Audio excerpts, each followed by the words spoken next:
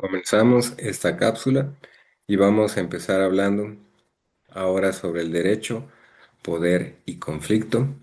Y vamos a empezar diciendo que la necesidad de fortalecer el acceso a la justicia ha llevado a todos los países desde mucho tiempo ya a implementar y asumir nuevas formas de resolución de conflictos, articuladas la mayoría de las veces a los sistemas normativos de nuestros propios sistemas. Y esto quiere decir al derecho. La realidad nos lleva a reconocer y tener de presente que los seres humanos vivimos en comunidad y para esto establecemos relaciones con nuestros congéneres, lo que genera una dinámica social basada en diferentes tipos de relaciones sociales, ya sean los padres e hijos, socios de una empresa, trabajadores y empleadores, alumnos y profesores, etc. Estas representan una forma fundamental de organizar los datos sociales. Conceptualmente, nos señala Davis que comprenden normas, estatus y fines. Lo anterior nos indica que las partes o los actores de dichas relaciones establecen obligaciones, estatus y fines, y medios recíprocos, evidenciando de esta manera los criterios que definen la vida y el comportamiento de los seres humanos en la sociedad. En la sociología, las relaciones sociales han sido clasificadas y analizadas en términos del género de la interacción que manifiestan, y en este orden los géneros más importantes de interacción elegidos para su consideración han sido el conflicto, la competencia y la cooperación.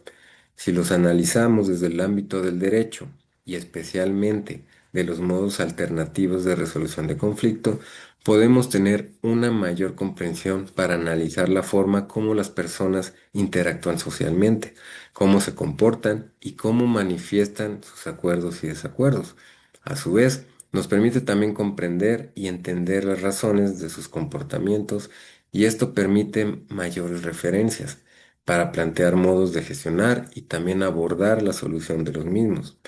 Estas afirmaciones nos llevan a una primera cuestión, y es la relacionada con la forma en cómo los seres humanos resuelven los conflictos que enfrentan. También nos conduce a destacar la importancia del estudio del conflicto desde el derecho, no solo la regulación que hace del mismo, sino su conceptualización y su relación, particularmente desde el ámbito de los modos alternativos de resolución de conflictos, donde el operador tiene un acercamiento más directo con las partes de cara a identificar cuál es la situación conflictiva que están enfrentando y cómo puede ser él un mediador en la facilitación de los acuerdos. En este orden, el conflicto resulta ser un elemento dinámico que puede sufrir cambios y ser transformado incluso por el método de resolución elegido, que en el caso de la mediación, por ejemplo, el mediador puede cambiar el conflicto buscando su resolución a través de diferentes técnicas y procesos.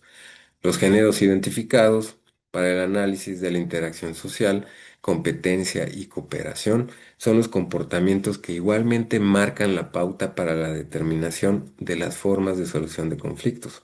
Esto nos lleva a plantear una segunda cuestión,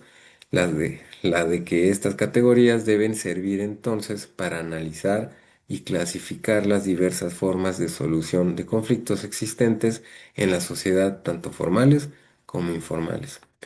También ahora podemos hablar un poco del conflicto y podemos decir que el conflicto se encuentra inmerso en la vida en sociedad y responde a un fenómeno universal, es decir, a la idea de un concepto universal que denota un amplio universo de enfrentamientos en el cual conviven los conceptos de guerra internacional y los de disputas conyugales, societarias o raciales, con todas las diferencias específicas que presentan precisamente. Pensar a cada uno de ellos como especies de un género superior. El estudio teórico del conflicto como un hecho social o como un comportamiento enmarcado en las relaciones sociales ha tenido un desarrollo fundamental desde la sociología. Por esto, Freud nos señala con la constitución de la sociología en ciencia positiva ligada a la observación y al estudio metódico de los fenómenos sociales, y es cuando produce la gran conversión a propósito del papel del conflicto en las sociedades. Y en este orden de ideas encontramos las teorías identificadas como teorías del conflicto y teorías de la integración. Y se identifican también unas teorías sociológicas que dan respuestas a la corriente sociológica del conflicto, la marxista, que nace a mediados del siglo XIX en Alemania, Francia e Inglaterra, con Marx y Engels y otros teóricos del mundo a lo largo del siglo XX. La teoría sociológica liberal sobre el conflicto, cuyo nacimiento se da en Europa y Estados Unidos a mediados del siglo XX con Ralph Dahrendorf, aunque inicialmente tuvo a George Simmel en Alemania en la primera parte del siglo XX. Y es importante anotar entre una y otra a teóricos también como Durkheim, Weber, Parsons, Merton y Coser, que lo hemos estado viendo en esta materia. Ahora vamos a hablar sobre la libertad de expresión y derecho a la información. Por eso es que vamos a decir que en la capacidad de expresar una voluntad propia, distinta de la de otros entes, radica en buena medida uno de los criterios de la personalidad en derecho. Las personas tienen opinión y de ella hacen expresión. Si bien en todas las épocas hubo quienes pudieron expresar sus opiniones, difundir ideas propias y ajenas y recabarlas, solo con el advenimiento de las políticas que hicieron de la persona, del ciudadano, del depositario del poder político, su capacidad para expresar tales ideas devino un patrimonio político. Y por esto todo el movimiento del constitucionalismo clásico o liberal consagró la libertad de expresión como una de las libertades públicas. Así, la Declaración de los Derechos del Hombre y del Ciudadano de 1789 garantizó la libertad de expresión que la Tercera República permitió hacer efectiva, y es que libertad de expresión y régimen republicano coexisten interlimitándose. En un pasaje ya hoy memorable, el juez Brandis de la Corte Suprema de los Estados Unidos, en la sentencia dictada en Re Whitney, California, en 1926, sostuvo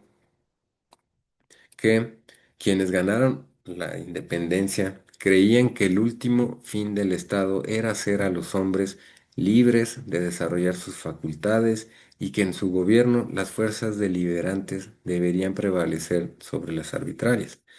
Ellos valoraban la libertad de pensar como uno quiera y de hablar como uno piensa. Son medios indispensables para el descubrimiento y la difusión de la verdad política, que sin la libertad de palabra y de reunión, la discusión sería fútil,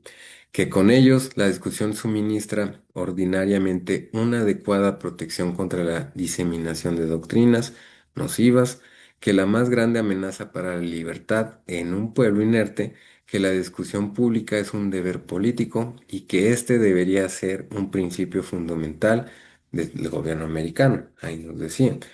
Ahora, la soberanía del pueblo, básica en el sistema democrático republicano, exige de la información, la representación exige de la información, al menos como modo válido de requerir la rendición de cuentas.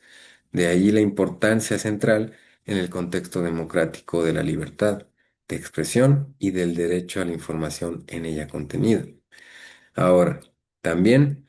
podemos decir que la segunda posguerra transformó las libertades públicas en derechos humanos y la universalidad, la igualdad y su corolario de no discriminación transformaron el concepto de libertad de expresión, hasta entonces solo republicano y patrimonio del ciudadano, en un concepto democrático perteneciente a toda persona. También, desde que se instauraron las modernas democracias en el mundo, el derecho a la libre expresión ha convivido de un modo no muy estable, con el derecho de la gente a ser informada con veracidad sobre cuánto ocurre a su alrededor. Hasta hace un tiempo,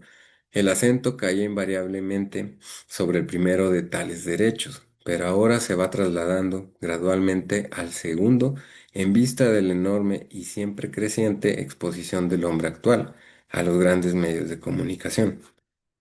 Por esto, el 14 de diciembre de 1946, antes que la Declaración Universal de los Derechos Humanos proveyera a la Carta de las Naciones Unidas,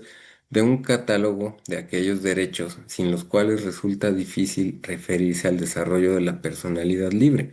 La Resolución 59 de la Asamblea General de las Naciones Unidas refiere a la libertad de información como derecho humano fundamental y piedra de toque de todas las libertades a las cuales están consagradas las Naciones Unidas.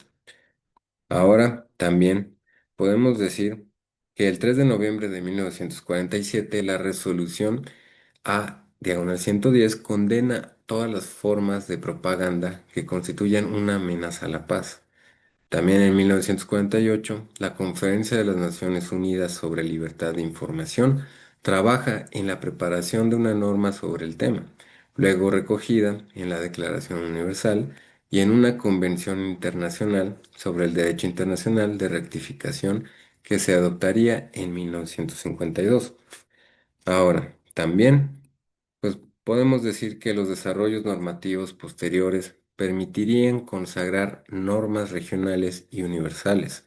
de carácter convencional que protegen igual derecho y en este orden de ideas deben considerarse los artículos cuarto de la Declaración Americana de Derechos y Deberes del Hombre, el artículo 10 del Convenio Europeo para la Salvaguarda de los Derechos Humanos y las Libertades Fundamentales, así como el 19 y 29 del Pacto Internacional de los Derechos Civiles y Políticos y el artículo 13 de la Convención Americana sobre Derechos Humanos. Hasta aquí vamos a concluir esta cápsula y vamos a empezar hablando en la siguiente cápsula ya sobre los medios de comunicación, ya como un agente de control y también resistencia.